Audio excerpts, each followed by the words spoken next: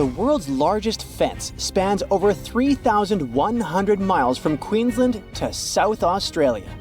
If stretched out, it could easily connect London to New York. And if you'd walk next to it, you'd need 6 months to complete the journey. It wasn't built to safeguard the Australian border. Why would it, since Aussies are just surrounded by water?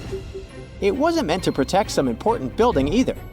Its purpose is to keep some animal species away from each other. It was back in the late 1800s when Australians started building parts of this fence. They wanted to create a barrier separating the lively, bustling part of the country where cities like Melbourne and Sydney thrive from the harsh, dry outback. They used wooden posts dug deep into the ground, linked up with wire mesh standing about 6 feet tall. Some parts of the fence even have a second electrically charged layer. To make sure this fence did its job, they added some red and white lights to help guard things even at night.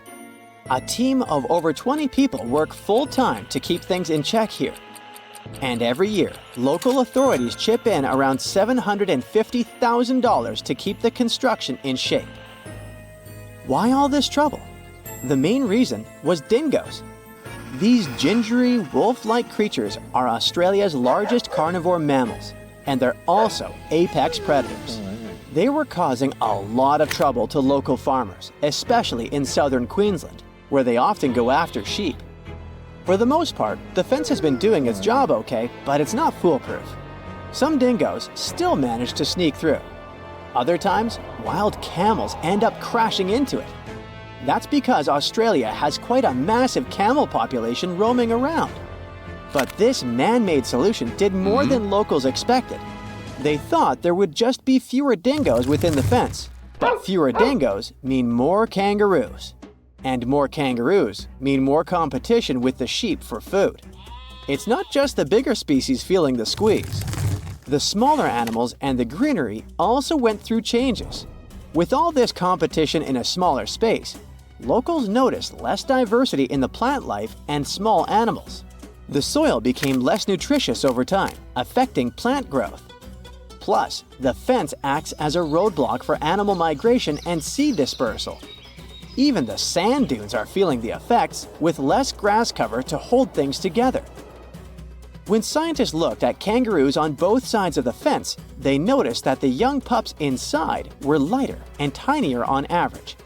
The outsiders had bigger feet and heads for their age, and it wasn't because they were eating a different diet.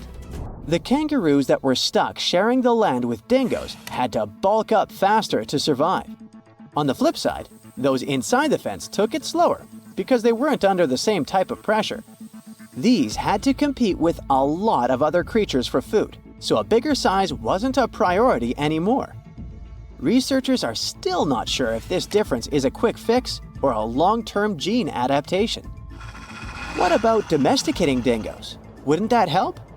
Many think dingoes were once pets in Australia, but it's not known for sure. These days, they're pretty wild, just like wolves, hyenas, or coyotes. Most of them don't need packs to survive and are solitary hunters with sharp instincts built in. So taming them isn't going to be easy. Still, taking down the construction is not an option for now. Australians are so strict when it comes to making sure dingoes are kept away that they even put laws in place for people who mess up with the fence. Leaving a crossing gate open can put people behind bars for up to 3 months. Damaging the fence can cost people 6 months' worth of their freedom. It wasn't the first time Australians thought a fence could help with animal issues. Before they needed it for dingoes, they experienced a serious bunny invasion.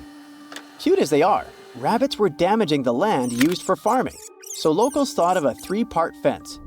The first one stretched all the way from Ravensthorpe in the south to Pardue Station on the Pilbara coast. It was over 1,100 miles long, making it the longest unbroken fence globally at the time. All these bunny problems could have been traced back to a man named Thomas Austin. Back in 1859, when he first came to the land down under, he thought it would be a good idea to release a few rabbits into the wild, thinking it would add a bit of charm to the place. But since rabbits aren't native to Australia, they didn't have any natural predators at the time. They're also pretty adaptive creatures, needing just some grass for feeding. They reproduce at astonishing speeds too. A mama rabbit can have 4 litters a year, with as many as 5 bunnies each. Pretty soon, their numbers boomed. By the late 1880s, the bunnies had caused so much damage that local authorities came up with a proposal. They'd offer the equivalent of almost $2 million today to anyone who could come up with a solution to this long-eared problem. Nobody claimed the prize, but a commission did gather a bit over a decade later and came up with the fence idea. Maintaining those fences was complicated. They had inspectors keeping an eye, with each one responsible for a stretch about 500 miles long. There were also these boundary riders patrolling smaller sections, using bikes at first, then switching to camels or using camels to haul buggies. They even tried using cars at one point, but they couldn't handle the rough terrain and constantly had punctured tires. In terms of its effectiveness, well, by 1902, rabbits were already hanging out on the wrong side of the fence. That's why, 4 years later, they put up another one. It worked for a while, so much so that the local authorities didn't bother helping out farmers past that second fence with rabbit netting loans. Those caught between the two fences, however, still had a rough time dealing with rabbit trouble. Soon enough, rabbits spread even over fence number 2, and it was clear the solution didn't work. In some areas, even while the fences were being built, those sneaky bunnies found their way past them. To this day, the rabbit population still sometimes puts the Australian officials through rough times. The dingo fence may be the longest one, but it's not the weirdest. The aquarium fence in Turkey might take that prize. This 164-foot aquarium fence was built to make sure the expensive villa's ocean view would be visible from every one of its levels. These days, it gathers a lot of tourists from all over the world, eager to see the variety of fish it contains, and even the octopuses. Putting up a see-through structure wasn't hard. The real challenge was connecting the aqua fence to the Aegean Sea through a buried pipeline stretching across 13,000 feet of land. This ensures water constantly flows, keeping the aquarium clean and the fish happy. To make sure no one damages the delicate fence or steals any of the fish or two, the owner also invested in security. He installed a network of 17 cameras equipped with facial recognition. Visitors are free to look and take pictures, but step too close and you're likely to trigger alarms. Another one of those weird fences is New Zealand's bra fence. If you ever find yourself through central Otago, you might stumble upon a fence adorned with bras of all kinds of shapes, sizes, and patterns. Its story takes us back to 1999, when people in the area found 4 bras mysteriously hanging on the fence near Cardrona Valley Road. Some were a bit surprised, but then others started adding their bras to the decor. Some more bras appeared, and it became a must-see spot for tourists. Its popularity was so high that at times it caused traffic problems in the area. Ooh, from giant spiders to venomous snakes, we all get freaked out by Australian creatures. Yeah, me too. But newly discovered fossils show that things were way more dangerous 120 million years ago, when this land was completely ruled by massive razor-clawed megaraptors. Yeah, I'm glad I wasn't around then. These dinosaurs were about 26 feet long and walked on 2 legs, just like the famous T-Rex. They were fast, fierce hunters, with a superpower: their hug. Yep, their massive, muscular forearms had huge curved claws, perfect for grabbing and holding onto prey. Uh-oh. They would wrap their arms around their poor victims, just like a hug, and trap them with no chance of escape. And even though their teeth were quite small, they were still sharp enough to rip through flesh. The first time we heard about megaraptors was in the late 90s, when a paleontologist discovered their fossils in the region of Patagonia, Argentina. Since then, no one has ever found a complete skeleton, only fragments. But probably the most important one yet was uncovered in Australia at the beginning of this year. Researchers were exploring Victoria's stunning coastline when they stumbled upon megaraptor fossils. First, they spotted bones from its lower legs and a few vertebrae washed up on the beach. even though they were working with just a couple of fragments. A deeper analysis confirmed that these belonged to a megaraptor. And not just any megaraptor, it was the oldest one ever discovered. This discovery gets even more exciting because it adds weight to the theory that these dinosaurs might have originated in Australia. But we already knew that they roamed the land down under since early 2023, when researchers found the top of a megaraptor skull in the country. So let's rewind a bit. We first found their remains in Argentina, right? Right. But then, years later, researchers found fossils of the same family of dinosaurs on the other side of the world, in Australia. If the ones in Oceania were older, how did these creatures end up in South America? Of course, they didn't fly there. They didn't cross continents by swimming either, although there is a theory that they could swim. Remember, we're talking about the dinosaur era, which happened millions of years ago.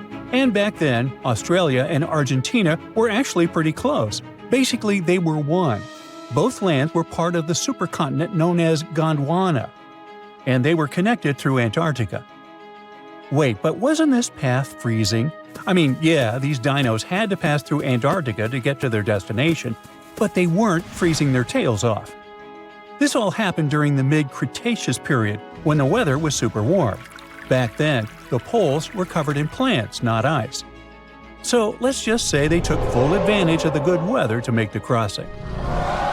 Now, about 180 million years ago, Gondwana started to break apart. At some point, Australia drifted away from the supercontinent, cutting it off from other landmasses, including South America. That's why the same dinosaurs showed up in completely different parts of the world. Mystery solved. Now, let's get back to that recent discovery. The researchers didn't just find a few traces of megaraptors on the beach. In total, they uncovered 250 dinosaur bones at the site, but only 5 of them were really important. They belong to 3 different species of dinosaurs that, as it turns out, all lived in Victoria at the same time. So yeah, we've already talked about those first 2 bones. They were from the megaraptor.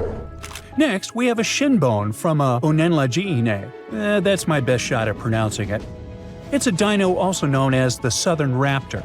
This is a type of dromaeosaur with a long snout. And the last 2 shin bones of different sizes came from a Carcharodontosaurus, whose name means shark-toothed lizard. This one is a particularly big deal for 2 reasons. Number 1, it's the first evidence that this species lived in Australia. And number 2, it was small, and that is pretty surprising since we've always thought of this species as being massive. Fossils found in Argentina, for example, show this dinosaur reached a length of about 36 feet. But the one in Australia was much smaller, measuring only around 6 to 10 feet long. And that's still plenty big. Basically, what we're saying is that the way predators were ranked in these 2 parts of the world was completely different. In South America, Carcharodontosaurs grew to massive T-Rex-sized giants, towering over megaraptors and dominating the landscape. But in Australia, it was the complete opposite. There, huge, powerful megaraptorids roamed the land alongside smaller Carcharodontosaurs. So the predator dynamic was different.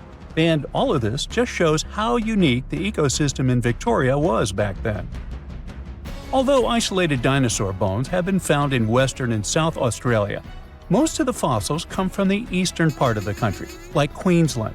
And there, researchers dug up something really, really rare – a well-preserved dinosaur skull. The study shows that this bone belonged to the 4th discovered specimen of Titanosaur. This group includes those massive long-necked dinosaurs. They look like the Brachiosaurus, but some of them were even bigger, reaching 120 feet long. The skull, discovered in 2018, belongs to this guy, whose pronunciation is above my pay grade, and the research points out that it roamed the Earth around 98 million years ago. Thanks to this find, scientists were able to recreate, for the very first time, what its face might have looked like. Probably after checking out the illustration, they thought, hey, it looks a lot like its cousin. They were talking about another species of Titanosaur, this other unpronounceable guy. And guess where they used to live? Yep, in Argentina. So, this research also supports the theory that dinosaurs crossed between South America and Australia during the mid-Cretaceous period. Now, this wasn't the only secret buried in Queensland, though. In 2024, researchers working there discovered the fossilized remains of a new species of pterosaur, about 100 million years old. These creatures were the first vertebrates that could actually fly, existing alongside dinosaurs. They were massive, powerful predators, with wingspans of up to 36 feet. But these remains belong to a new species within the pterosaur group, which they have named Hakuna Matata, or something similar. Compared to their cousins, they were on the smaller side, with a wingspan of about 15 feet. Still, that's bigger than a snowy albatross, the largest flying bird we have today. This species of pterosaurs were terrifying beasts, flying over the ocean to hunt for prey. Once they spotted their victim, they'd snap open their 60-centimeter jaws, filled with sharp spike-like teeth, and, well, I guess there was no escaping that. The last incredible discovery we're talking about today also comes from Queensland. For over 20 years, students walked past a plain-looking rock at Biloela State High School completely unaware that it held 66 dinosaur footprints, and they date back about 200 million years. These prints were made by a group of these Latin-named guys. They were small dinosaurs with 3 toes on each foot, and it seems like they were all over Queensland around that early Jurassic period. The rock they found at the school worked like a snapshot, giving us a better idea of what these dinosaurs were like and how they behaved. After taking a closer look, researchers found that the footprints came from 47 individual dinosaurs. This group was probably walking along or maybe crossing a waterway when their footprints got marked in the white clay. And the study also discovered that they were likely moving at less than 4 miles per hour at the time. So we only discovered those marks in Australia. But fossils of the same species found in other countries showed that they had these long legs, a big chunky body, short arms, and this tiny head with a beak. But honestly, they don't sound as scary when you realize they only ate plants. Whew. Australia used to have its own giants. Those were huge animals that could have dwarfed anything living on this continent these days. Scientists found the remains of many of those ancient creatures in the Narracuta Caves in South Australia, 4 hours away from Adelaide. It's a lovely region, but it can be treacherous. Watch out for holes the ground is pocked with. Known as pitfall traps, many of them are no wider than a coffee table. They're deep and plunge into the darkest of caverns. One of such caverns is called Victoria Fossil Cave, and it's a treasury that's been hiding the bones of around 45,000 animals for centuries. Some of the oldest bones belong to creatures far more terrifying than any animal you can encounter today.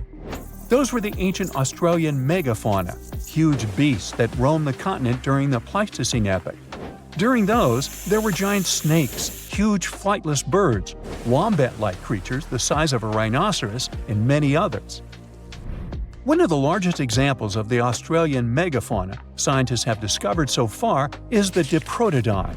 That giant herbivorous creature was 10 feet long and 6.5 feet tall, and weighed more than 6,000 pounds, about as much as a small Asian elephant. Even though this terrifying beast didn't eat meat, it could have smashed other animals with its sheer weight.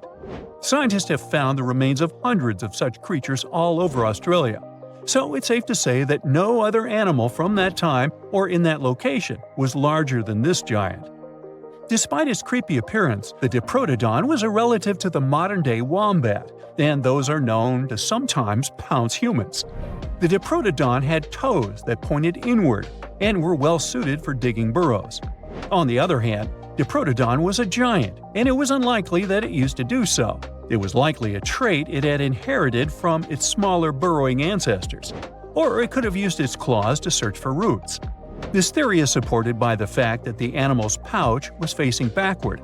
It prevented any dirt from collecting inside while the creature was digging. Since this animal was so big, it didn't have to worry much about predators. Up until 60,000 years ago, when the first humans appeared on the continent, full-grown Diprotodons only had to look out for creatures like the quincana. Measuring in at a whopping 20 feet long, The quincana was a land crocodile.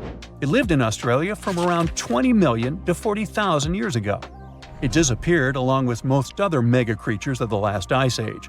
It's thought to be the result of the first humans coming to the continent.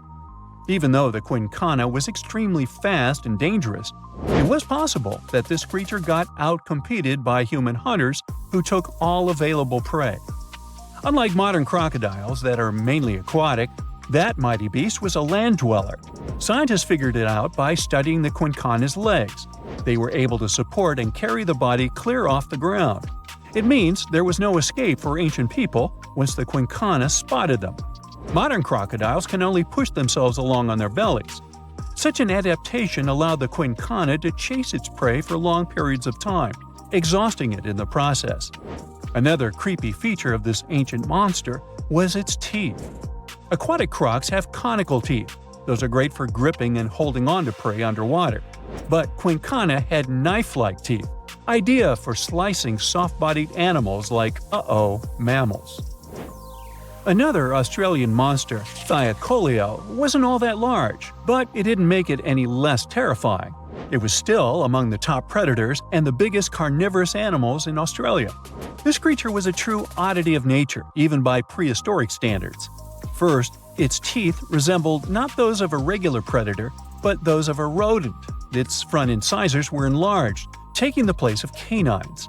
Premolars were also shaped like blades. They were used for cutting flesh and bone.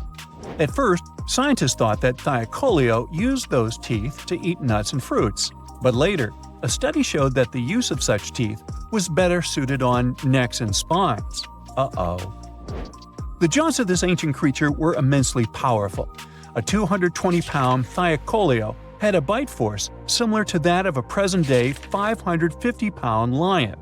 It means that the animal could easily bring down prey much larger than itself. Then there was Thylacoleo's tail. It had strong muscles which provided the animal with the ability to use the tail as support when tackling large prey. The Thylacoleo had retractable claws, and this feature is very uncommon among marsupials. It allowed the animal to keep its razor-sharp hooks from getting blunt and could help it get a better grip on its prey. Scientists are quite sure that, like today's leopards, the Thylacoleo could climb trees and jump on other animals from above. It was done so fast and stealthily, they never knew what hit them. The creature's rear feet support this theory. The first toe there was reduced, but the foot had a rough pad like what modern-day possums have. It allowed them to have a better grip while climbing.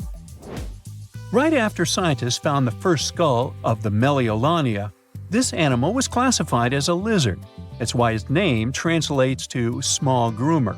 But after they discovered more complete fossils, it turned out that the Meliolania was a giant turtle. But that's not all. It was one of the largest land turtles to ever have existed. The main reason researchers initially believed the creature to be a lizard was the fact that its skull was adorned with a series of spikes. It's something the modern-day horned lizard can boast. But even after discovering the true nature of the Meliolania, scientists still don't know how to properly catalog it. It might have been a creature that folded its neck under its spine, or it could have folded it to the side. Beside those defensive mechanisms on its head, the Meliolania was also equipped with a spiked tail, which was probably used to prevent predators from attacking the animal from behind. Most species of the Meliolania disappeared around 2,000 to 3,000 years ago because of humans who hunted them to extinction in both Australia and on the surrounding islands. It took around 2 centuries for these turtles to go extinct in that region of the globe. The Megalania was a giant Australian lizard that existed at the end of the Pleistocene epoch. It looked like a Komodo dragon and the Australian monitor lizard, which are both believed to be Megalania's closest living relatives. Fossils tell us that the ancient animal was anywhere from 15 to 26 feet in length. Ow!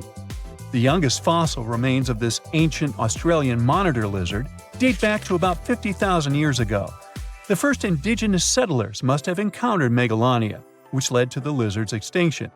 Originally, scientists thought that the Megalania was the only member of the genus Megalania, but these days it belongs to the genus Varanus, which means that the prehistoric creature is closely related to other Australian monitor lizards.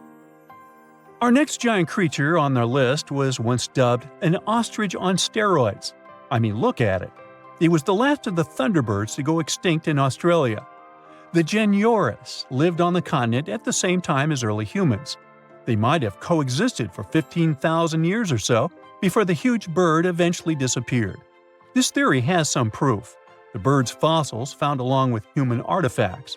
Some cave paintings also depict flightless birds similar to the kangaroos in size and shape.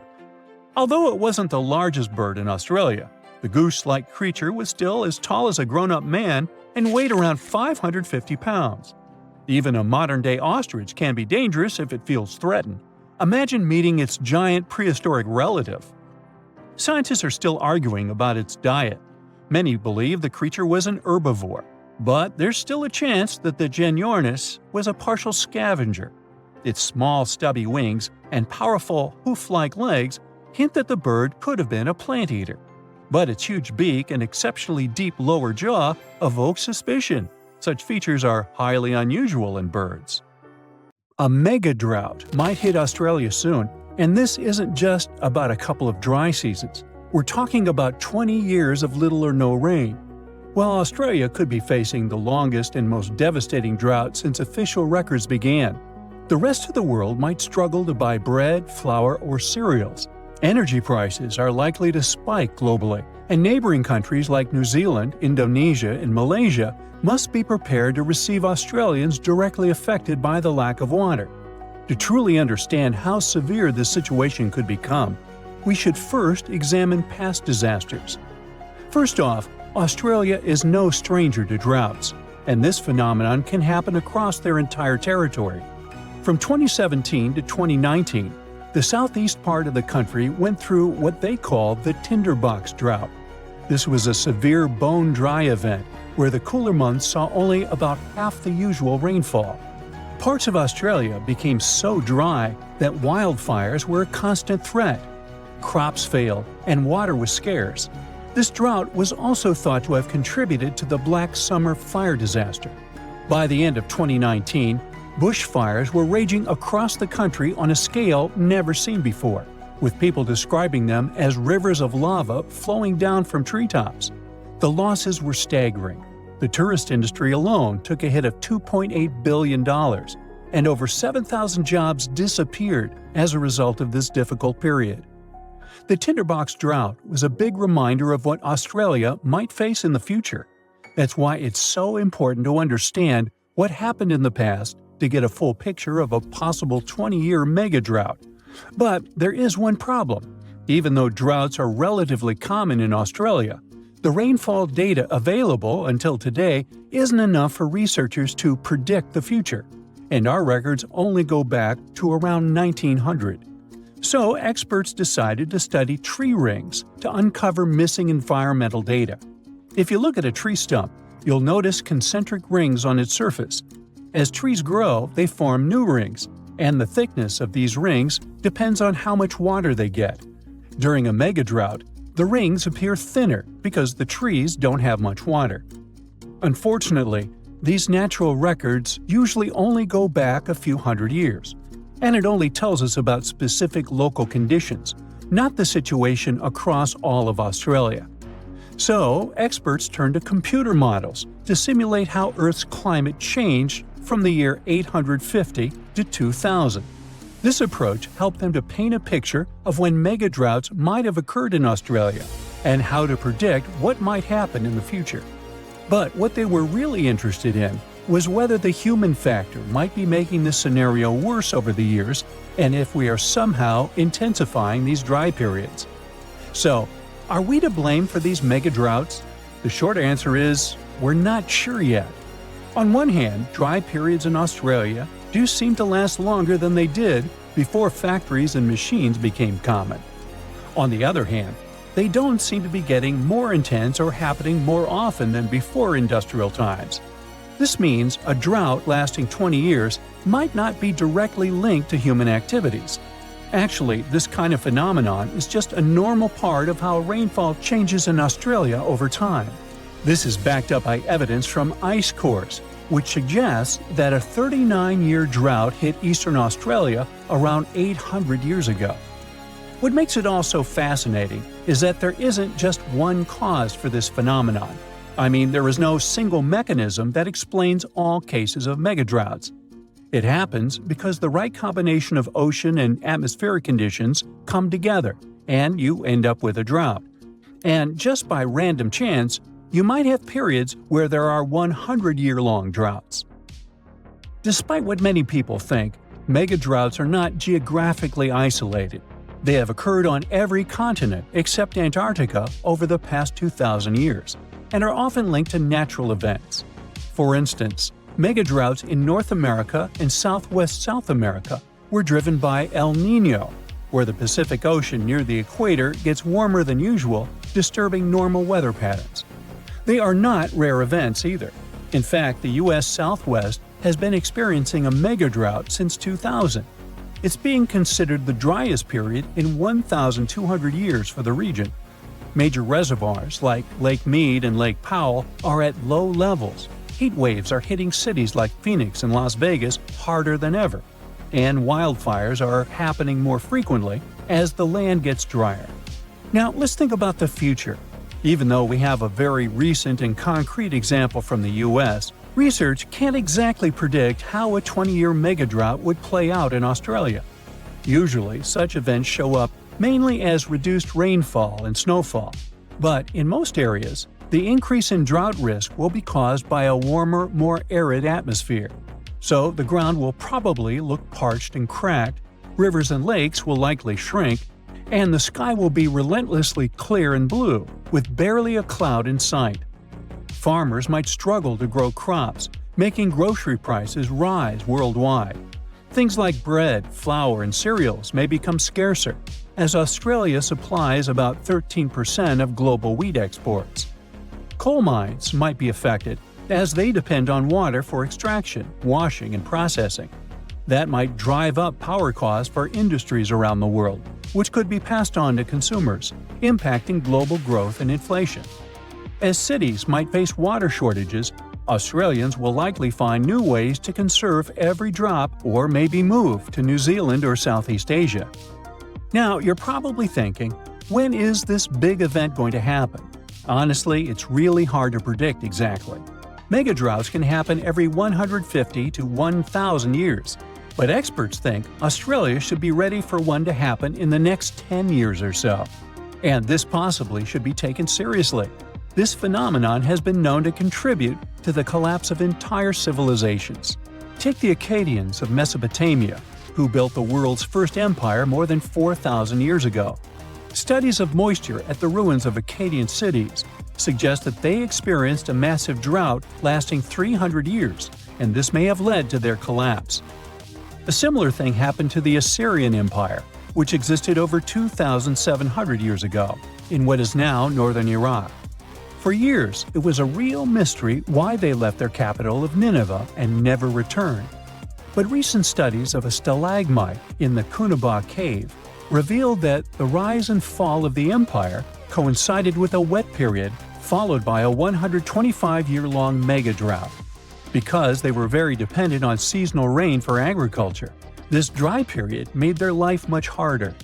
Even though experts now believe they probably left because of the dryness, the question of where they went is still a mystery. So, yep, mega-droughts may have played a role in the collapse of great civilizations in the past. But on the positive side, we've come a long way since then, and recent climate technologies can help us prepare for events like this. Now that we know a 20-year mega-drought is very much possible and might happen soon, Australia has some time to get ready for it. Developing strong water management plans to mitigate the severe impacts of a mega-drought is more than necessary, and it's also important to create community support networks to provide emotional and financial support to people, particularly farmers, who are more affected directly by this event. If initiatives like these emerge in the coming years, those 20 years of drought could be less intense than most people might expect. So many asteroids pass through our solar system, and we don't even know about it. Those are rocky pieces of material left over from the time when our solar system was forming, about 4.6 billion years ago. They move around the sun, but not in the way planets do. We're talking about true rebels that prefer to follow some pretty strange paths. Plus, they spin in different ways as they travel between planets and other space objects. And the majority of them come from the main asteroid belt that's located between Jupiter and Mars. Most stay there. But Jupiter has quite a strong gravity, so it can push some of those flying rocks in different directions, and towards us too. They're sometimes round, and sometimes they have odd shapes, with pits and holes from all that crashing into other space rocks. As we currently know, there are more than 1 million of them in the main asteroid belt, and that's all good until some of them move in our direction. NASA keeps an eye on them, so we know everything's fine, at least for now. But that wasn't always the case with our beloved home planet. If Earth could talk, it would probably share so many crazy asteroid stories. We're talking about those space rocks that left impact craters we call domes. They have a specific shape with a raised center, similar to when you throw a pebble in a pond and see some water splashing upward. But we'll never be able to learn about many others. I know this raised center sounds like something you're supposed to see right away, especially if an asteroid that once slammed into the surface was big. But we're talking about millions and millions of years of erosion, so wind, water, and even gravity do what they do best and erase traces. They wear down impact domes, and some sites even end up hidden under layers of rock and dirt, or they disappear forever because Earth's tectonic plates keep moving around. Check out the Moon. It's experienced many collisions too, but over there, there's no ocean or tectonic plates moving around, or even wind to slowly, through millions of years, erase craters from its face. Basically, its entire history is written on its surface. But Earth has its own forces that can erase such places as the Vedafort impact structure and the Chicxulub crater. You know, the famous one that wiped out the dinosaurs? Luckily, scientists have new methods to find ancient craters. They often focus on the mess impacts made, which means the materials they threw around. And the Australian continent is especially interesting since we're talking about a playground for asteroid hits. By that, I mean ancient supercontinent Gondwana that dominated the South hundreds of millions of years ago. Experts know about 38 impacts, plus they speculate about 43 more. Some structures are relatively small, while others are big and completely hidden. And recently, a scientist named Tony Yates has discovered strange underground magnetic patterns in New South Wales, Australia. Yay! New clues of a giant asteroid impact! And when I say giant, I really mean it. It's a structure 323 miles in diameter. This might be the largest impact site ever found. This spot is called the Deniliquin structure. Its magnetic patterns show characteristic ripples around the center, like when a rock hits the water. There are also fractures that go outward from the center. And it seems rocks from inside Earth ended up pushed into these fractures. That's a typical story for big asteroid impacts. This structure was probably located in eastern Gondwana hundreds of millions of years ago, way before it split into several continents, including Australia. At the moment, all we know about this crater is what we see on the surface. To find more information about this collision and get some proof, we'll have to drill into the ground.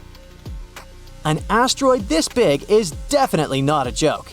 It could have caused a massive ice age and maybe even wiped out around 85% of species, even more than the asteroid that ended dinosaurs. In 4.5 billion years, which is how long our planet has existed, it's been punched by hundreds of big asteroids. But that doesn't mean every space rock that enters our atmosphere really makes it all the way to the ground. Most of those that manage to pass the atmosphere are relatively small, for instance, 3 feet across.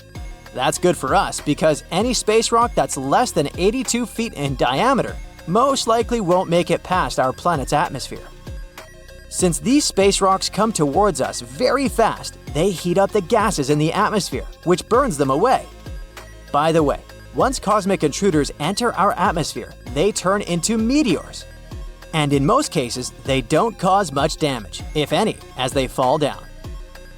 But we used to have way larger things flying around and crashing into Earth. At least 190 of them have left scars you can still see today. One of the really big ones is in South Africa. It's 99 miles wide. It's actually the largest. At least that's what scientists think at the moment, because they still need to check as many details as possible about this new crater in Australia.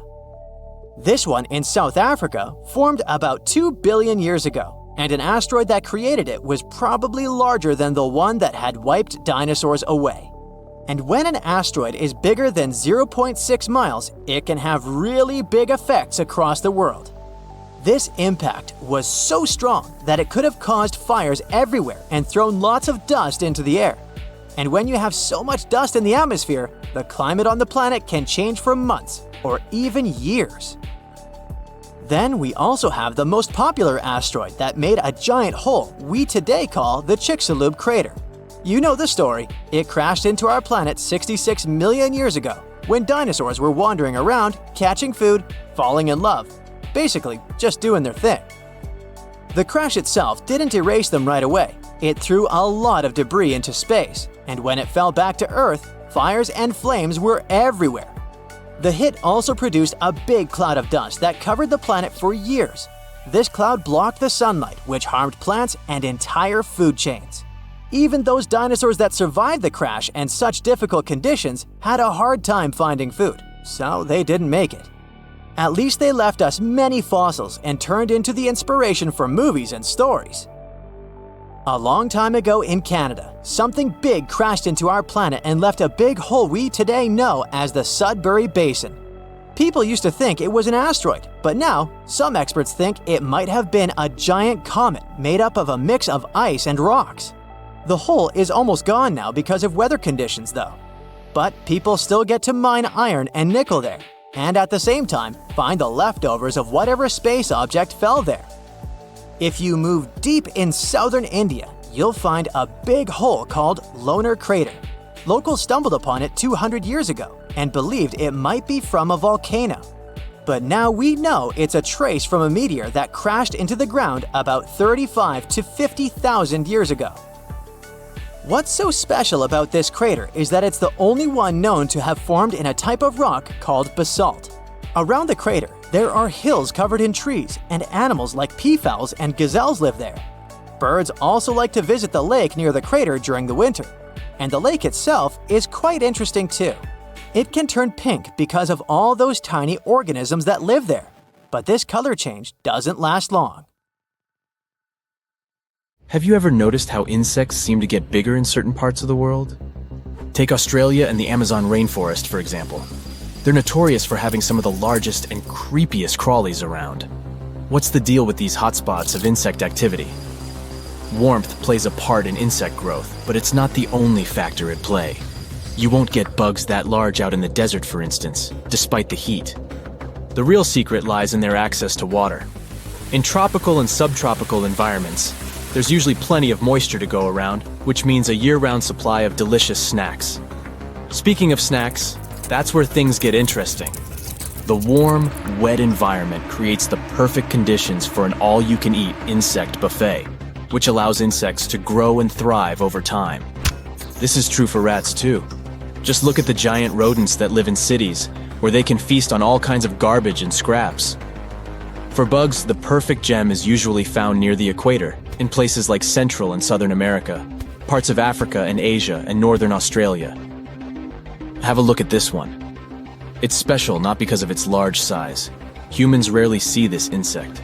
It's a wood moth and was spotted at a school in Australia. The school is close to a rainforest. It holds a record for being the heaviest moth in the world. It had a wingspan measuring up to 9 inches. In Australia, there are about 60 species of wood moth. Yet many aren't as big as the giant wood moth. The students get to face many animals on campus, such as bush turkeys, koalas, and snakes.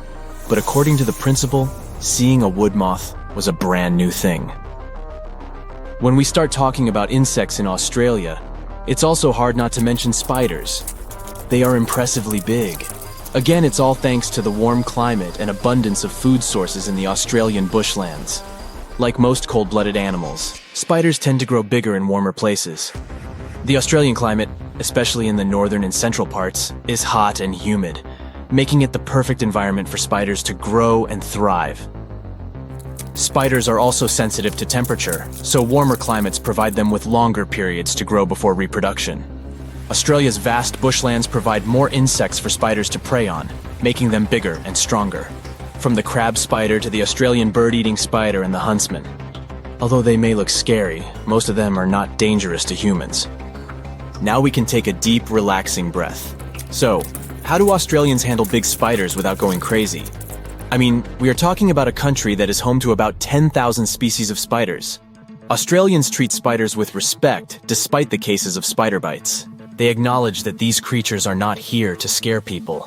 They're an irreplaceable component of the ecosystem. When they face a spider at home, they call the experts if there's no one brave enough to capture the spider and take it outside. Here are some weird-looking animals from Australia. I must admit some look creepy, and some look cool. This one here is a hot pink slug. It has a striking bright pink coloration, which is believed to be an adaptation to their environment. This creature is among the rare and endangered species. You can find it only in a single place, Mount Kapooter National Park. It's near an isolated forest on an old volcano. Insects are part of everyday life in certain parts of this country. A person was mowing the lawn and a surprise was waiting for them. They discovered this 14-inch tall insect. And this person was kind enough to fill the bird bath on a hot day. Then they noticed that birds didn't go near the bath. They wondered why and checked it out. Well, hello there. Next up, we have this giant insect, and it's still alive. Why is it such a shocking thing? Because, it was declared extinct nearly a century ago. I guess it's back from the other side? It's the Lord Howe Island stick insects, aka the tree lobsters. These giant bugs, measuring about 6 inches, used to call this place their home sweet home, but black rats had other plans. These rodents invaded the island, gobbling up everything in their path, including the poor stick insects. By 1920, the bugs were officially declared extinct, but as fate would have it, they made a comeback more than 40 years later on Ball's Pyramid, a volcanic sea stack located 12 miles away. But here's the twist. The new and improved stick insects look slightly different from their ancestors, leaving scientists scratching their heads, wondering if they were the real deal. After some scientific sleuthing and DNA testing, the verdict is in. They're the same species. With less than 1% genetic difference, these plant-eating critters are ready to make a triumphant return to their homeland. We're about to take the creepy crawlies to a whole new level. In Australia, there's a centipede that'll make you want to crawl out of your skin. I must also say these animals are nocturnal too. Can you imagine waking up with one of these 6-inch long centipedes crawling across your foot? Have you ever seen an insect that looks like it came straight out of a science fiction movie? Well, let me introduce you to the Australian walking stick. If we showed you a picture of this creepy crawler, you'd probably think we had some mad Photoshop skills. But no, this stick insect is as real as they come. It's hard to believe such a bizarre-looking creature could actually exist in nature. This just goes to show how incredible and mind-boggling nature can be. Picture this. You're wandering through your garden, minding your own business, when suddenly you walk face first into a sticky web. Before you have a chance to freak out, you see the culprit, a garden orb weaver spider. These nocturnal creatures might look scary with their large, hairy bodies and red-brown to yellow markings, but luckily they're harmless to humans. In fact, having them around can be a good thing, since they help to reduce insect pests like mosquitoes. Their webs are truly a marvel of nature, strong and nearly invisible, with a large capture area for prey. And if you accidentally break their web, don't worry. They'll usually get the hint and move somewhere else. So go ahead and enjoy your garden, but watch out for those sneaky garden orb weavers. Check out this hefty Aussie critter, the burrowing cockroach. Unlike those pesky flying roaches, these fellas are wingless and not considered a nuisance. They've got a vital role to play in the ecosystem, munching on fallen leaves and recycling other organic matter. You might find them chilling out in a cozy burrow. In fact, they're the only known cockroach with a permanent subterranean abode. These crawlies are practically celebrities in Brisbane, where they're even kept as pets. Our next subject is the Hercules moth. This little thing can only be found chillin' in New Guinea and northern Australia. Now let's talk about why the Hercules moth is so impressive. For starters, it's massive. It boasts a wingspan of 11 inches, making it the biggest moth in all of Australia. Not only that, but its wings have a surface area, making it the largest of any insect alive. Talk about impressive. When it comes to appearances, the Hercules moth is mostly golden brown and white, with see-through spots on each of its 4 wing sections. The coloring and patterns don't differ too much between males and females, but the males have longer, skinnier tails on their wings. The thing about these types of animals is that you never know where they'll fly. Will they land on your shoulder or the tree next to you? Have you ever encountered a giant insect? If yes, what did you do? Tell us your story.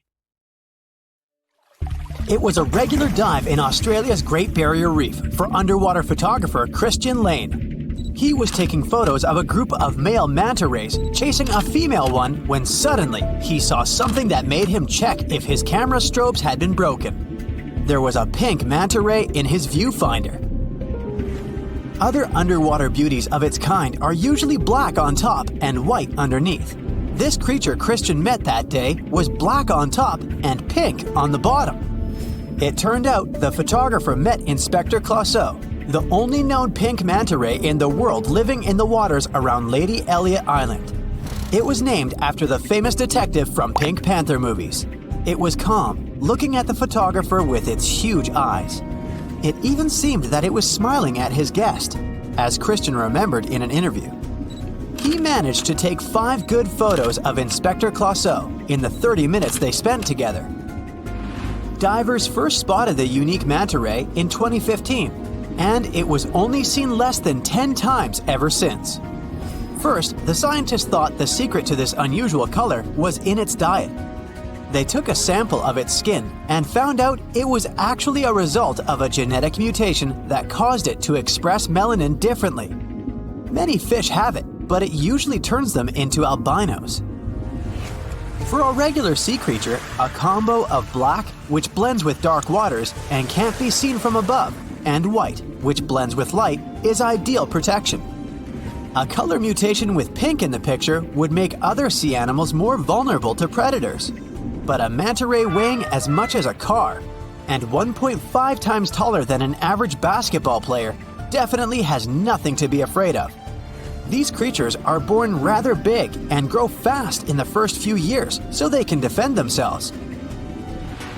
If you were impressed by a manta ray the shade of bubblegum, meet blue bees. These unique Australian inhabitants have turquoise stripes instead of yellow, which makes them look like flying sapphires. Their thin brown wings look like layers of cellophane with engraved patterns. Another unusual thing about them is their lifestyle. The blue-banded bees are singles. They don't move in swarms and don't live in large nests. They prefer settling in small burrows in the soil or crevices in rocks. Blue bees also have a special way of pollination. They sit on the flower, hold it tightly, and shake the whole body to make the flower move quickly and gently. Then the bees stop and collect all the pollen that goes out of the capsule inside the flower. Blue bees work for Australian agriculture, helping with tomatoes, cranberries, eggplants, blueberries, kiwi, and chili peppers. The next unique Australian animal is called the happiest on this planet. A quokka never stops smiling and looks like a live teddy bear. It's a nocturnal creature the size of a cat. It has inherited its appearance from its relative, the kangaroo. It also has a pouch, which serves as a home for its offspring for 6 months. Quokkas have a diet of grass, shrubs, and leaves. When there isn't enough food, they can use stored fat in their tails as a source of energy. They mostly live on Rottnest Island off the coast of Western Australia.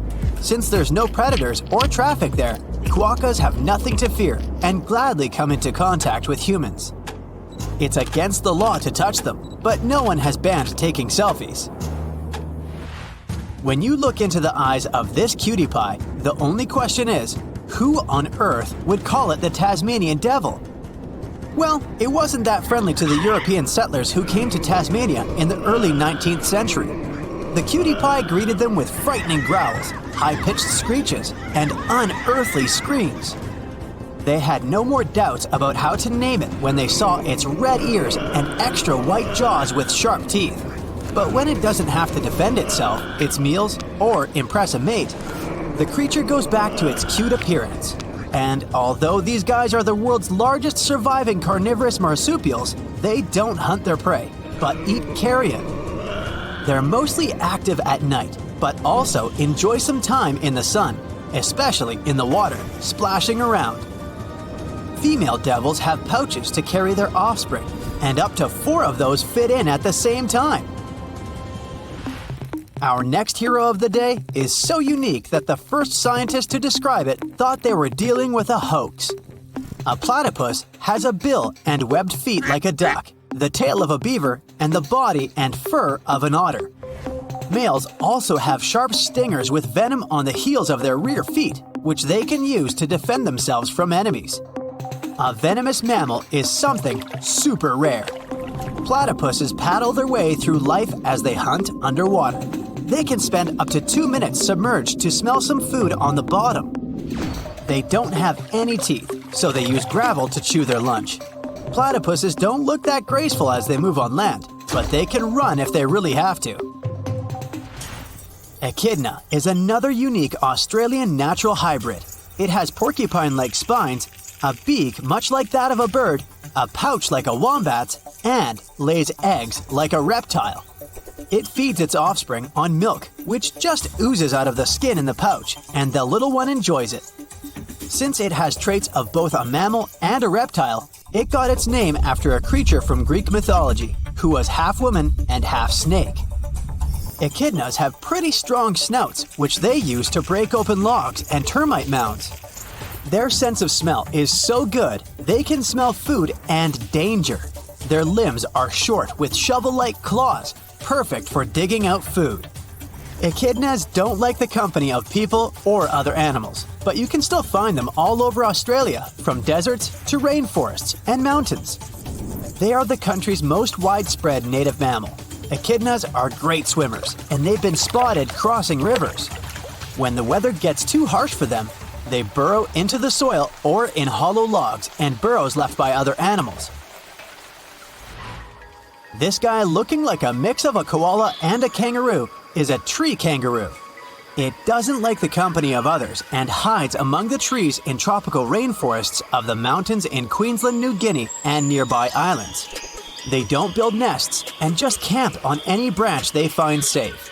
Tree kangaroos are born well prepared for this way of living, with shorter hind limbs, strong arms, and a long tail for balance to leap among the branches. They have broader feet than their ground relatives and padded soles with sharp curved claws to help them grip during climbing.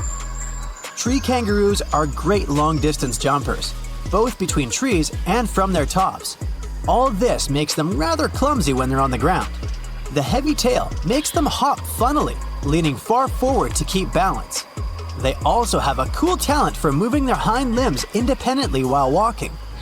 They spend around 60% of their lives sleeping. Sounds like a dream. There are at least 12 species of this cutie, with fur colors from golden and red to black and dark brown. Did you just hear the chainsaw sound? There must be a lyrebird nearby. Those guys have the superpower of copying sounds from their surroundings. With the help of some complex muscles in its syrinx, a lyrebird can mimic camera shutters, different tools, other birds, and reportedly even human speech. It takes them up to 1 year to master this talent, and then they can use it to fool their rivals. Lyrebirds mostly hang out close to the ground and rarely fly. They got their name after the shape of their beautiful tail. It's a great mating tool as it does look like a lyre when opened. Why is Australia so strangely empty? Why haven't we discovered so much of the ocean? Is our planet a perfect sphere? And was the Earth once more purple than green? I bet you didn't know these facts about our planet, so let's find it all out. Australia is really massive. To make it easy to understand its size, it's nearly as large as the entirety of Europe. Home to around 26 million people, Australia is among the countries with the least population per area. It's ranked only 55th for the highest population in the world, while it has the 6th largest land area. Why is so much of it empty? A good guess would be the many dangerous animals hiding behind every rock. At least this is enough for me to avoid Australia. But there's one specific reason to explain this. The dryness of Australia ensures that 85% of the population lives within 30 miles of the coast, and 80% of them live along the eastern side where rainfall is more common. But although there is an overall lack of rainfall, only 20% of Australia is unlivable desert, and only 40% is considered not habitable by human standards. The water consumption is actually higher than their average rainfall each year, but there is a further ancient water source hidden way below, which can support a much larger population. It's one of the largest underground freshwater resources in the world, the Great Artesian Basin. It covers a staggering 656,000 square miles, which is 1/5 the size of Australia. It holds enough water to cover the Earth under a 1.5 feet deep layer of water. Or, more usefully, it could provide enough water for thirsty Australians over the next 1,500 years. Only 6.5% of Australia has soil suitable for farming, so this doesn't seem like a huge amount. But in case you forgot, Australia is big, and this small percentage is about the size of France. With this massive area available for farming, Australia has more than enough to feed its population, with a further 70% of agriculture products that are exported overseas. So, with plenty of land, food, and water, why are the population figures so low? A very slow migration process is the reason. First, only people from the United Kingdom lived there. Then, they opened their borders to other Europeans, and this restriction remained in place until 1973. You would think almost 200 years would be enough time for a lot of people to migrate, but Australia was just so far away. The risk of traveling such a long way and the cost of the journey meant that people from Europe prefer the shorter and cheaper options to migrate elsewhere, like Canada or the USA.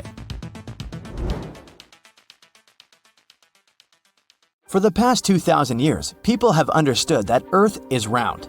But did you know that it's not a perfect sphere? Through the wobbly rotation of Earth, our planet constantly changes its size, very slowly of course. The North and South poles are surprisingly flat. Earth is pretty much like a ball being squished. Imagine there's a giant hand with the fingers pressing at both poles. Because of this pressure, the equator pushes a little outwards. Along with an uneven gravitational field, Earth has loads of gravity glitches, some positive and others negative, creating an uneven, rocky, and bumpy surface. Some places on Earth have more gravity than others. If you weighed yourself along the equator, you would weigh 0.5% less than at the poles. Not a whole lot, and definitely not worth the trip to change your weight. If you were to measure the length from the center of the Earth towards the furthest point of Earth, you would be shocked that Mount Everest isn't at the end of it. Instead, it's along the equator, which is the pushed out part. Ecuador's mountain Chimborazo would actually be the tallest point on Earth, as it's the furthest from the center. We still have around 80% of the ocean to map, which is crazy considering how much of the solar system we've explored in comparison. But we're still aware of many of the unbelievable details about the ocean. It covers over 80% of the world's surface, where 94% of the Earth's wildlife lives. And from some of the life in it, up to 80% of the world's oxygen is produced mainly from plankton, algae, and bacteria. One of the most famous, already mapped places is the Mariana Trench. It's the deepest point on Earth, as low as almost 7 miles deep. That's a huge 5 times the length of the Grand Canyon and deeper than Mount Everest is tall.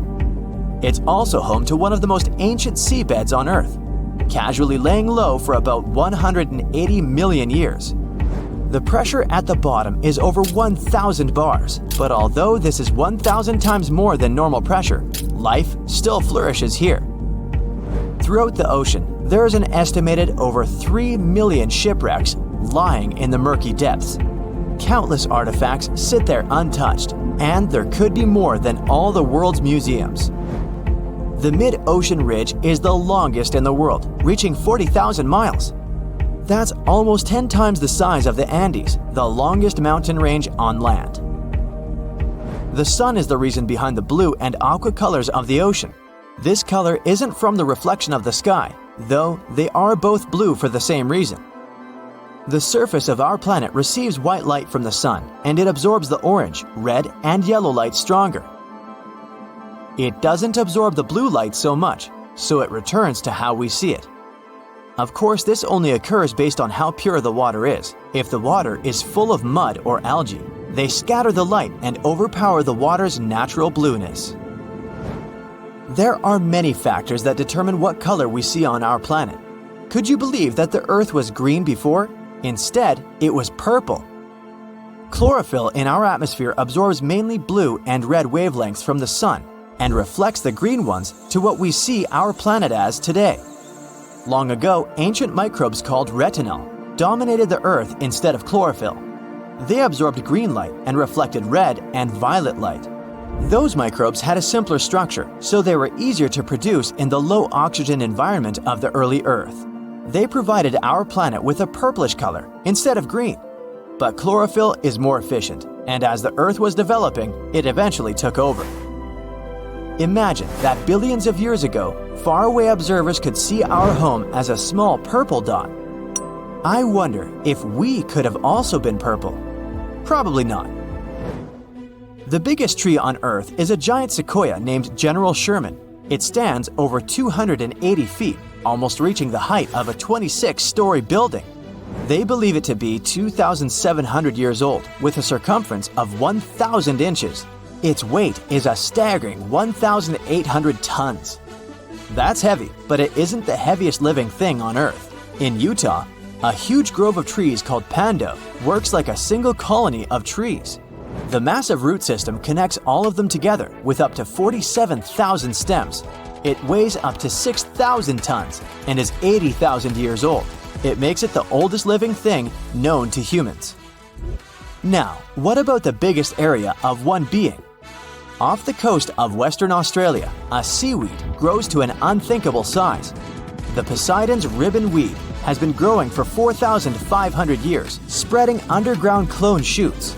It's all connected and shares the same DNA with most of its shoots.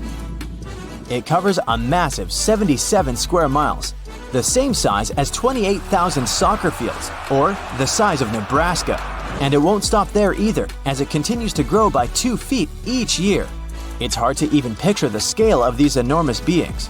Now, just imagine if they were all purple. Have you ever wondered what's inside of a kangaroo's pouch?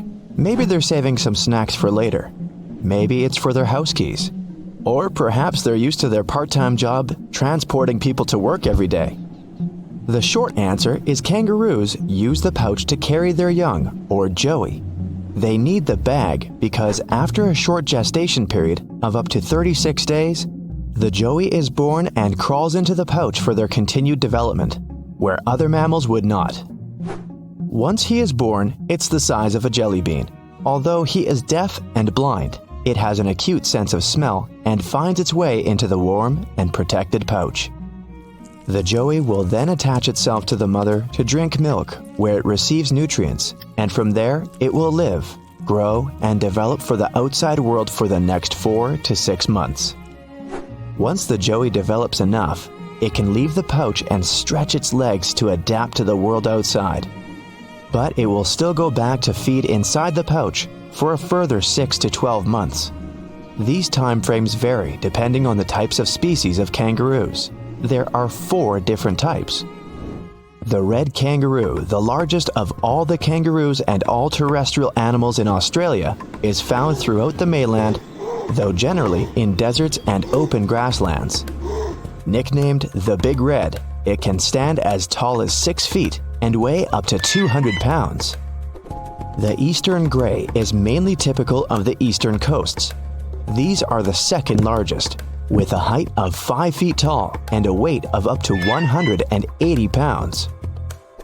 The antilopine kangaroo, the smallest of the four, is located in the far northern tropical regions. Their height reaches up to 4 feet tall, and they can weigh as much as 110 pounds. And lastly, you'll find the western gray in the southwestern and southern areas of the continent, weighing up to 120 pounds while standing up to 4 feet tall. Of all the different sizes, their most notable ability is to leap forward in a bouncing motion, covering vast distances. The big red can cover up to a staggering 30 feet in just one bounce. Although, what makes the kangaroo so unique isn't uncommon in Australia. They share evolutionary traits with other classifications of macropods. Wallabies, wallaroos, quokkas, and patamelons are distant cousins of the kangaroo, with several species in each classification.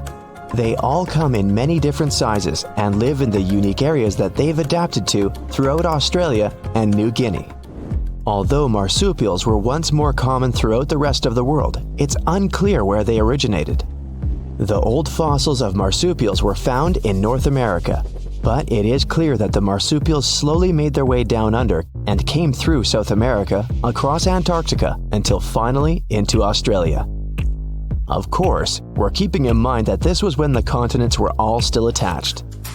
Once making it to Australia, they quickly adapted without competition from the other animals. Some other mammals made it to Australia around the same time. The bat family and the rodent family. It's not surprising that mites and rats had managed to make it to Australia before humans. Although Australia's climate would have been very different from what we know of it today, marsupials had adapted quickly to the changes. There has been some debate about the unique characteristics of the marsupial were better suited for the drastic changes in weather as opposed to other animals. The smaller gestation period allows their young to feed on milk a lot sooner. Marsupial milk has growth and immunity factors greater than other mammals' milk, which could be beneficial in a harsher environment, which is why marsupials are more prominent in Australia. The kangaroo has explicitly adapted over the ages. Their success in adaptation reflects on their current population of around 48 million throughout Australia, easily outnumbering the human population. Although their success is not entirely due to their unique traits, it's mainly due to the lack of predators. The dingo. The mammal migrated to Australia approximately 8,000 years ago, but their numbers are controlled around most of Australia. And then there was also the thylacine, also known as the Tasmanian tiger, which slowly disappeared from the mainland since humans arrived around 50,000 years ago. And it's estimated they disappeared completely around 4,000 years ago, allowing marsupials like the kangaroo to thrive. The fascinating thing about thylacine is that it provides an excellent example of convergent evolution. It is the process where animals not closely related independently evolve similar traits. The thylacine and the gray wolf come from entirely different parts of the planet and only share a common ancestor that existed at least 160 million years ago, yet they evolved similarly. Other marsupials fit the category of convergent evolution. The marsupial sugar glider, which is like the placental flying squirrel, the hopping mouse, which is like the North American kangaroo rat. There are types of marsupials and other moles. The Tasmanian devil is like the hyena and wolverine, and the wombat has resemblances to the groundhog and marmot. The possums and their cousin, the opossum in North America, has evolved to have opposable thumbs, a feature found in primates. Hedgehogs and porcupines, mammals completely unrelated to Australia, have their unique spikes, but share this similarity with the echidna. The echidna is another mammal altogether and not a marsupial. It is of the monotreme order. The echidna is one of the only two left in the monotreme mammals. Unlike other mammals, monotremes don't produce live young, but lay eggs, of which their young, or puggle, hatches just 10 days after being laid. But like all other mammals, the puggle will drink milk from their mother. A further example of convergent evolution is with the koala, which has evolved to have fingerprints like primates. The koala has adapted through the warming of the weather in Australia. As the climate became drier, there was a distinct change in the fauna throughout the continent. Eucalyptus trees became more prominent as they more easily adapted to drier climates. Over 70% of native forestry in Australia is currently eucalyptus. The eucalyptus leaves, or gum leaves, are deficient in nutrition. They are so low in nutritional value that they shouldn't be the main diet. But the koala took advantage of this uncontested food and adapted over time, and now they only eat them, and they'll gorge themselves up to 6 times per day. It ensures that they need to sleep up to 20 hours each day, but although they sleep a lot, they're very safe high above the eucalyptus trees. The animal world in Australia is strange as it is diverse, but even those natives in this land have their own stories that make them even more bizarre. Indigenous Australians have stories from the dream time, telling tales of weird animals that existed. One mythological animal was the bunyip. It has been told in tales as a beast that lurked within the swamps, rivers, and lakes. Although commonly known as the bunyip, it's also referred by many different names throughout the country. Before Europeans arrived in Australia, there existed around 250 languages within the native population. Each language has a similar story of a beast that lived within the water, which would provide a valuable lesson to young children to be careful around swamps and rivers. The bunyip's various forms, scales, fur, or feathers, sizes as small as a dog and as large as a buffalo. Some are unimaginably strange in appearance, but others weren't too dissimilar to actual animals like the crocodile. A precursor to how mythological creatures like the bunyip were created had likely originated from bones and fossils of existing animals. For example, in Europe, stories about dragons are argued that they probably originated from finding dinosaur fossils. Fossils are the likely foundations for the stories based around the infamous bunyip, animals from the megafauna period, which around 2.5 million years ago saw the largest of them all. This period ended about 20,000 years ago. Variations of the bunyip coincide with animals that once lived during this period. The Thylacoleo, also known as the marsupial lion, was a large and powerful carnivorous marsupial. The Diprotodon, which resembled a giant wombat, weighed around 6,000 pounds and was 10 feet long. A further version was of a beaked bunyip covered in feathers related to the Dromornithidae, a bird standing at 10 feet tall. Each of these was from a time when megafauna was more common, and humans lived among them for a short period. Although the age of megafauna in Australia has long passed, there are still animals that adapted to the changes in the drying continent, the new species introduction, and even the involvement of humans. The 4 kangaroos, the red eastern, the western grey, and the antilopine, are still living reminders of the age of megafauna. When you first see this creature, it may seem to you that this is a flying sapphire. The blue-banded bee is as beautiful as this gem. These flying beetles have turquoise stripes instead of yellow. Their huge green eyes resemble emeralds. And their thin brown wings look like layers of cellophane with engraved patterns. Appearance is not the only thing that distinguishes them from ordinary bees. The blue-banded ones are singles. They don't move in swarms and don't live in large nests. These beetles like settling in small burrows in the soil or crevices in rocks. Another cool difference between our blue guys and ordinary bees is their unique way of pollination. Scientists call it buzz pollination. The blue bee sits on the flower, holds it tightly, and begins to shake the whole body. It creates a series of small, fast vibrations. This way, the bee also shakes the flower, quickly and gently. These movements make the pollen move out of the anther. Then the bee stops and collects all this pollen. Some scientists think these bees prefer pollinating purple flowers. This helps the blue bees blend in with the plant and remain unnoticed by enemies. But this theory hasn't been proved yet. The blue-banded bees mainly inhabit the territory of Australia. They are an important element in the agriculture of this country. These bees work with tomatoes, cranberries, eggplants, blueberries, kiwi, and chili peppers. Ordinary bees can't pollinate most of those plants, but their blue relatives can. On a global scale, more than 8% of plants in the world need to be pollinated through buzz pollination. That's why farmers love and protect blue-banded bees so much. Wasps and bees are very similar in appearance. Sometimes they can be difficult to tell apart, but their lifestyle is totally different. Bees are quiet beetles that spend all their time pollinating plants, collecting nectar from flowers, and making honey. We can say that bees are small, powerful trucks, but wasps are racing supercars. They are more aggressive, much faster, and more maneuverable in the air. Their stings are more painful. Yes, they can also carry pollen from one plant to another and feed on nectar, but their main mission is to control the population of insect pests, such as aphids and some species of caterpillars. According to some estimates, wasps manage to get rid of more than 14,000 tons of insects in the UK alone during one summer. Imagine how much they do all over the world.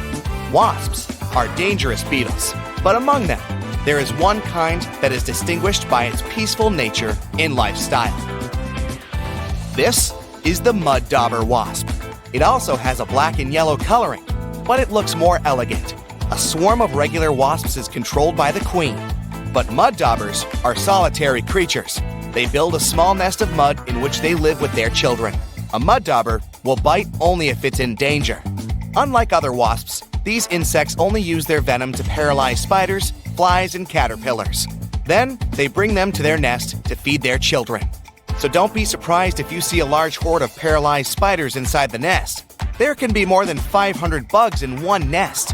When little wasps hatch from eggs, they immediately begin their feast. The most unfriendly wasp species is the hornet. They are also wasps, but bigger, angrier, and with an even more painful bite. Its bite is one of the most dangerous among all insects. This critter can grow to be the size of a thumb. That's 3 times as large as a regular bee. Hornets attack in a huge swarm and pose a great danger to any animal.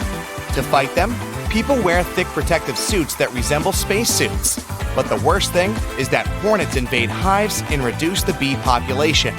This can lead to a catastrophe on a planetary scale, since bees pollinate more than half of all fruits, vegetables, grains, and nuts in the world. Look at this big buzzing bumblebee. There's something wrong with it. It lands on a flower. And wait a minute. This is not a bumblebee at all. It's some kind of green-orange beautiful beetle. Oh, now it takes off and looks like a bumblebee again. Meet the pellucid hawk moth. Thanks to its color and transparent wings, it creates the illusion of a bumblebee. The wings of most insects serve for thermoregulation. They warm their body. Other insects have wings that help them fight enemies. A butterfly manages to look like a large creature, thanks to the pattern on its wings. Some insects communicate using vibrations created by their wings. Colored wings have many different purposes, but the pellucid hawk moth has transparent wings, and their main function is to avoid reflecting sunlight. These fast-moving transparent wings practically don't shine in the light and tone down the color of the beetle. Thanks to this, when the moth is flying, other insects perceive it as a bumblebee and are afraid to attack it. These bumblebee copycats are found in Africa, India, Southeast Asia, and Australia. At the beginning of life, they are bright green caterpillars that feed on coffee and pomegranate leaves. From afar, it may seem that a hamster is sitting on the trunk of a tree, but this is actually the southern flannel moth. It's large and covered with thick fur. Don't try and pet it if you don't want to go to a hospital. There are many poisonous thorns hidden inside this fur coat. Even a light prick can make you experience lots of unpleasant sensations. Other insects that pretend to be bees and wasps are hoverflies. They look like wasps, fly like wasps, and imitate a wasp's sting. But their coolest ability is copying bee buzzing. In reality, though, hoverflies are fragile, harmless creatures. Their ability to transform into bees is essential for their survival, and it works great. Many animals and insects are afraid to approach these skillful actors. But in the entire animal world, lyrebirds get the title of the most talented imitators. These small birds, with large, beautiful tails resembling a lyre, live in Australia. Imagine getting lost in a forest far away from a big city. Suddenly, you hear the sound of a chainsaw. You don't see people, but the sound is getting closer. Then you hear the clicking of a camera shutter. But there are no people with cameras around. Lyrebirds create all these sounds. Thanks to all the complex muscles of their syrinx, they can mimic the sound of almost anything. Some people heard these birds imitating human speech. Also, they are good forest designers. Female lyrebirds build domed nests on the ground, in stumps and caves. They usually lay one egg there and take care of the baby for the first 6 to 10 weeks. Let's go down from the sky to the ocean to see other tiny creatures. Meet blue-ringed octopus. This little guy looks so small and cute. Its bright neon color and blue rings are visible from afar. The octopus can easily fit in your palm, but it's better not to touch it. Meeting a great white shark may not be as dangerous as encountering this tiny creature. It's one of the most treacherous sea inhabitants in the world because of its venom. One bite can knock down a huge African elephant. The octopus is much more dangerous than a king cobra or a black widow spider because its bite often goes unnoticed. You may not feel or see when it stings you, and when you realize that something is wrong, it may be too late. Also, there's no antidote to the blue-ringed octopus's venom. The creature's salivary glands are home to bacteria that produce this venom. The same substance is found in the venom of pufferfish. When it enters the human body, it paralyzes the entire nervous system.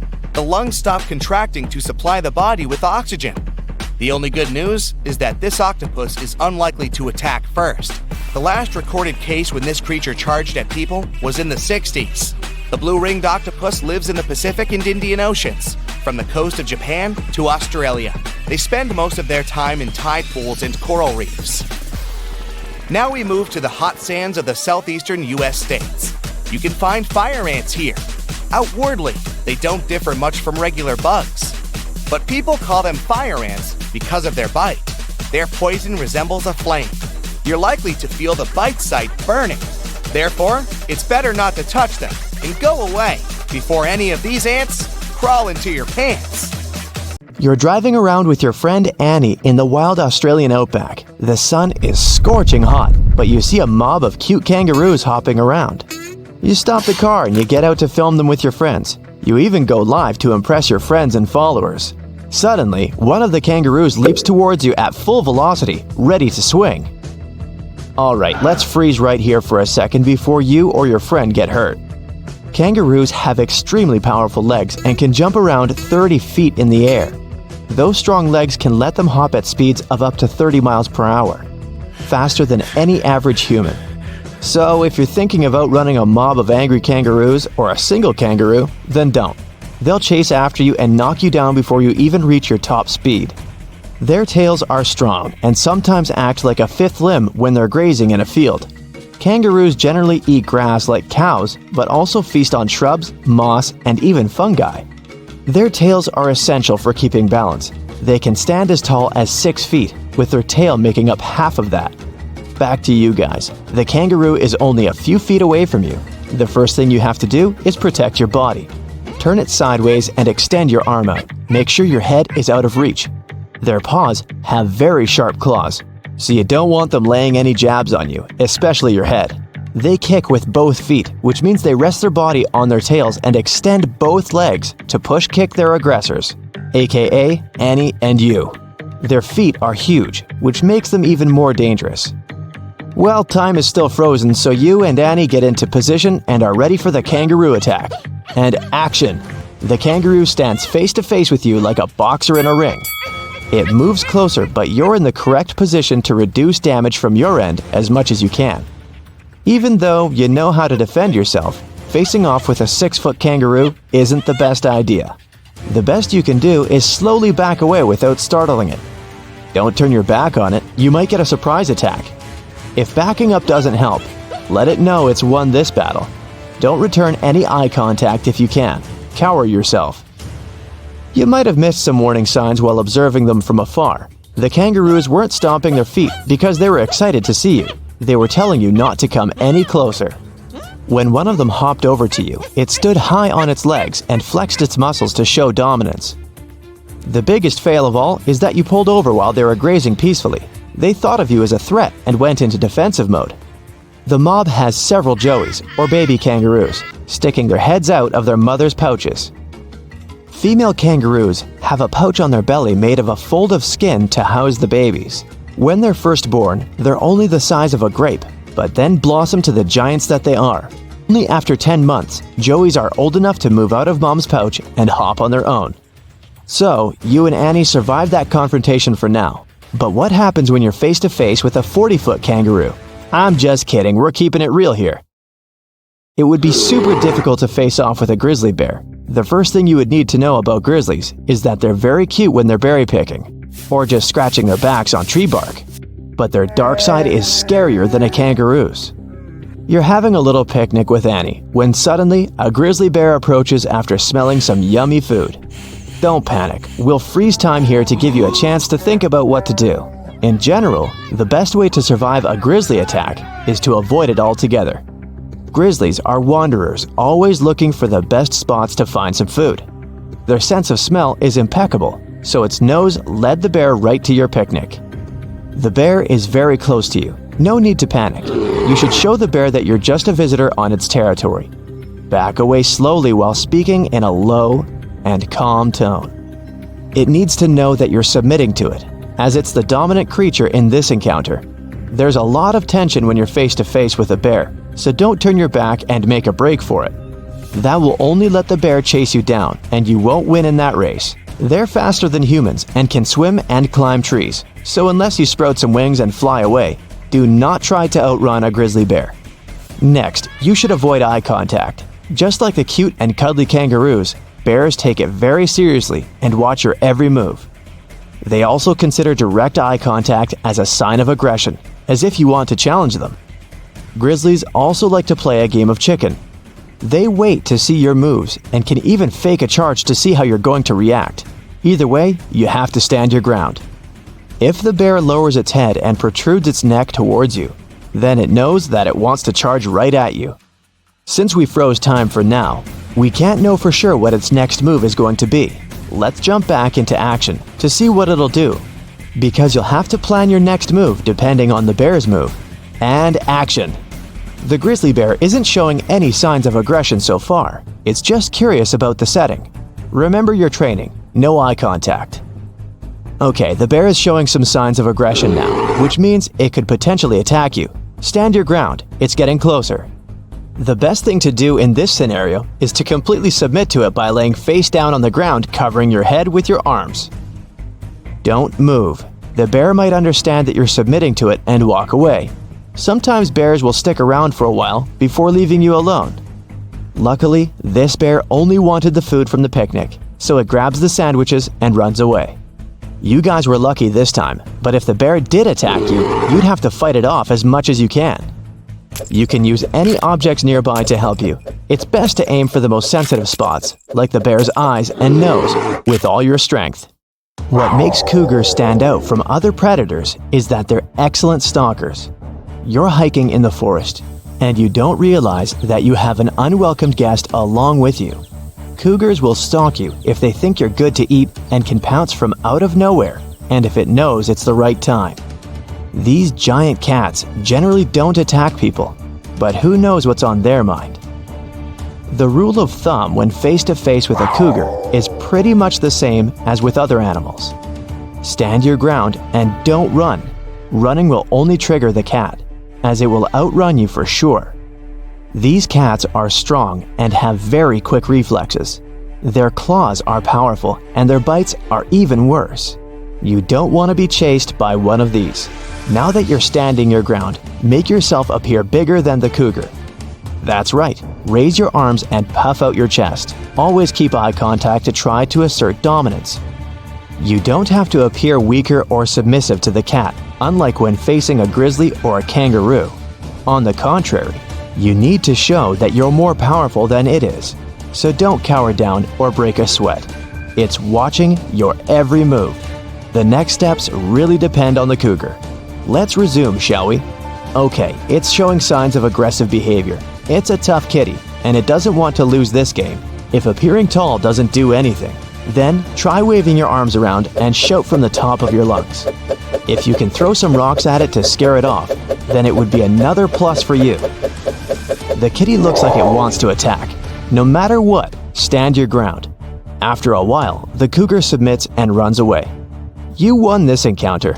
Now, just because you got away with this doesn't mean you're good in the future. If the cougar did attack you, then your only option would be to fight back. Find some objects nearby to help you, and don't give up.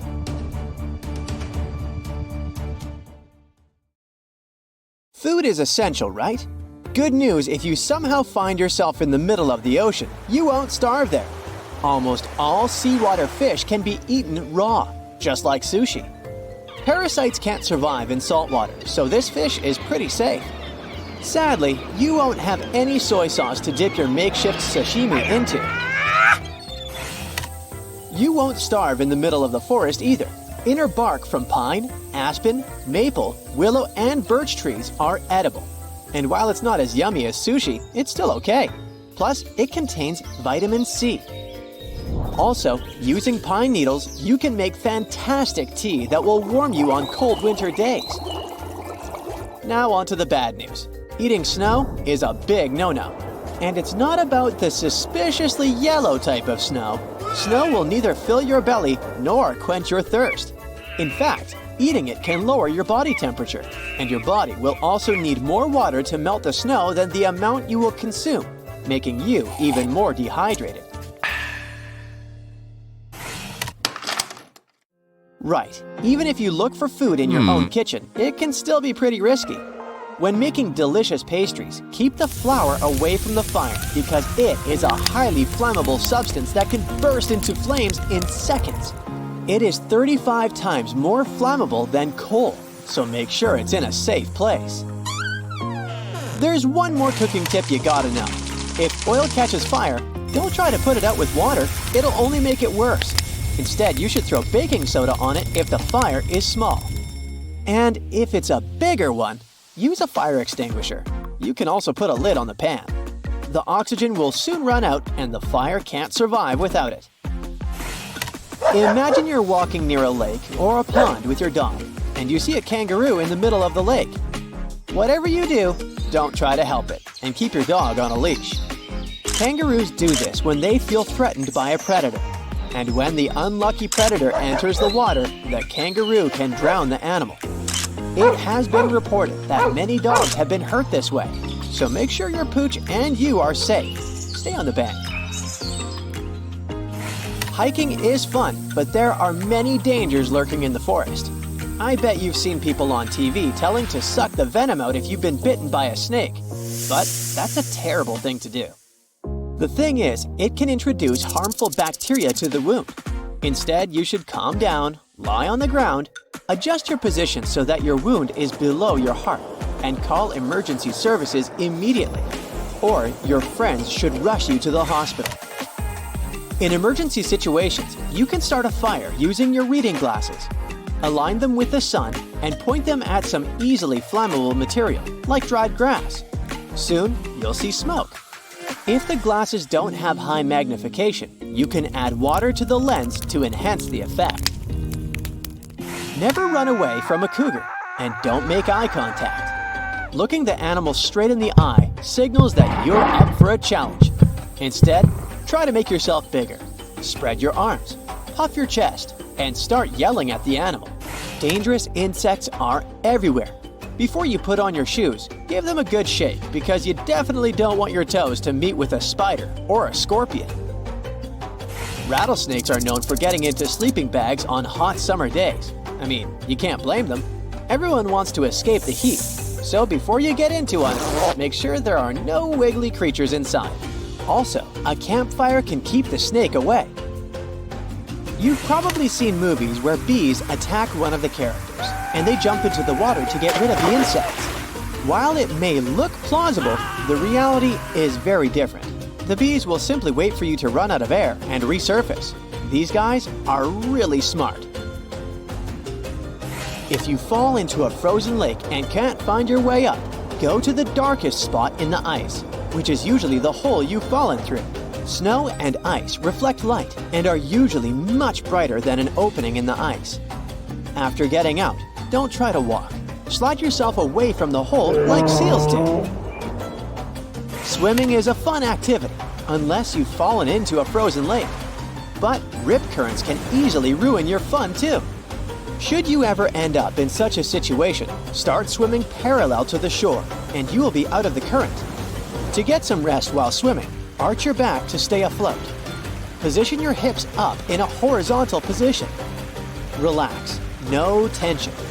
Pull your shoulder blades together and release chest tension. Stay relaxed for optimal performance and don't panic. If you don't know how to swim and you're not ready to shell out money to buy a life jacket, your pants have your back. They can be used as an actual life jacket. Tie them at the openings after filling them with air. Put them around your neck and you're good to go. Hope your pants are waterproof. Your pants won't help though if you see a drowning person. Your first instinct will be to jump into the water and help them, right? But if you don't have a flotation device, they will grab you and pull you under the water, putting you both at risk. So, the best thing to do is throw them something that floats, or help them get out using a stick or rope. Diving in dark waters can be disorienting, since it might be hard to find a way to the surface. Exhale some air. It's less dense than the water and will always float to the surface. Follow these air bubbles and you'll be safe. In a pinch, you can drink salt water, but first you need to dilute it 4 times because salt water is 4 times saltier than your bodily fluids. To put it simply, you will need 3 glasses of fresh water for 1 cup of seawater. Mix this all together and you can safely drink it. Salt water has many minerals that are good for you, but it can never replace fresh water, so drink it only if you must. You're on a beach and your legs are submerged up to your knees, but suddenly you notice that the water is receding. You should run as fast as possible to the highest point you see, because that can be the sign of an incoming tsunami. Other signs are ground shaking and loud noises. You're not 100% safe even in your own bed. Imagine you're sleeping in complete darkness, but a strong smell of gas wakes you up. Don't turn on the lights. The spark from a light switch can light up the gas, making the problem bigger than it has to be. Don't use any form of light. Even your phone's flashlight can ignite the gas. Now picture this. A service dog approaches you on the street. You might want to pet it, but you should not do that. Stay still and don't move. Let the handler move the dog. If the handler isn't around and the dog is trying to get your attention, the handler might be in trouble, so follow the dog. You might save someone's life. Never post on social media when you aren't at home. Thieves can use this info to break into your home. This should be obvious, but many people ignore this advice. You can post your pictures of the beautiful beach you visited when you get back home.